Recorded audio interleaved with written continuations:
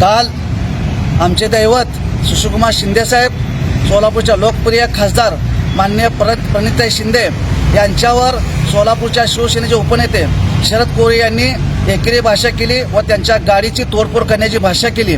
आज मी तुम्हाला सांगतो, सोलापूर शहर दक्षिणची जागेचा विषय आला तर सुशीलकुमार शिंदे साहेब त्या जागेवर मुख्यमंत्री झाले, त्या ठिकाणी आनंदराव देवकर आमदार झाले, दिलीपराव माने मालक त्या ठिकाणी आमदार झाले।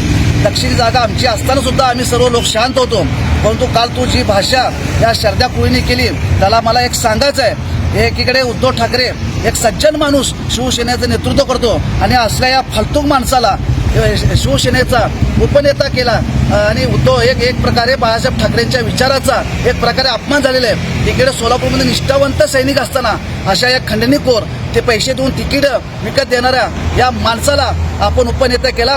यामध्ये शिवसेनेची खूप मोठी शोकांतिका आहे। तो आपल्याला माहीत असेल, सोलापुरामध्ये वाळू तस्करी व तसेच खंडणीखोर, बलात्कारी असे विविध गुन्ह्याने गाजलेला हा शरद कोळी याला सांगायचं आहे, तुझ्या ऑफिस समोरून तू कालचे वक्तव्य केला की ताईंची गाडी फोडील।